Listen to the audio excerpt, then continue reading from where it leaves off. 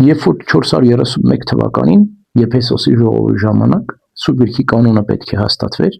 431 թվականի Եփեսոսի ժողովի ժամանակ է Սուրբ Գրքի կանոնը հաստատվեր, հստակ չափանիշներ դրվեցին,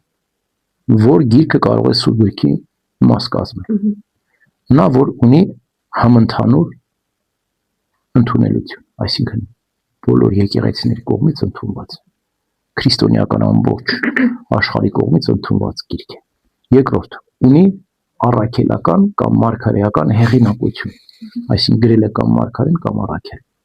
եւ ունի հնություն։ Եվ շատ գրքեր այս պայմաններին չէին բավարարում, այդ պատճառով դուրս մնացին Սուրբ Գրքի կանոնից։ Օրինակ նոր ուխտում կա Հակոբոսի նախաավետարան գիրքը, որը պատմում է Հիսուսի մանկության մասին, որը Սուրբ Գրքում չկա, չէ՞։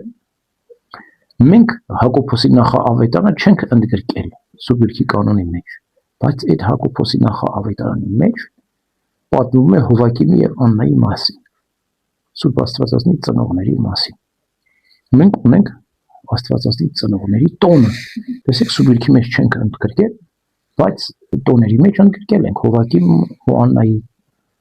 տոնը մենք կատարում ենք։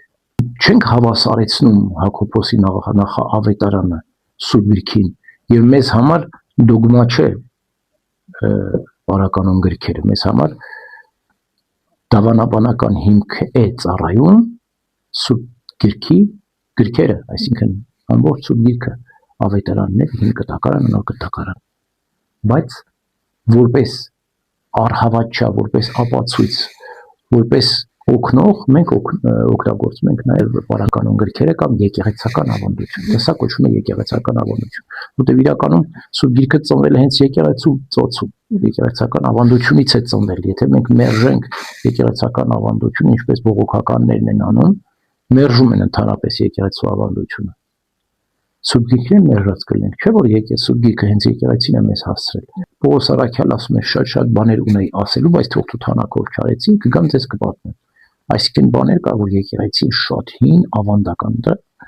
նոմավառությունն է, խաչակնքվելն է, սրբապատկերն է, խունկն է, կանթեղներն են։ Այս բոլորը եկեղեցական ավանդության մաս են, որ կոչվում են բարեպաշտական սովորություններ, որ նրանք մենք չենք մերժում, բայց եւ չենք հավասարեցնում Սուրբ Գրքին։ Դրանք փրկagorցության մաս չեն կազմում, փրկagorցությունը Քրիստոսով է, Սուրբ Գիրքով է,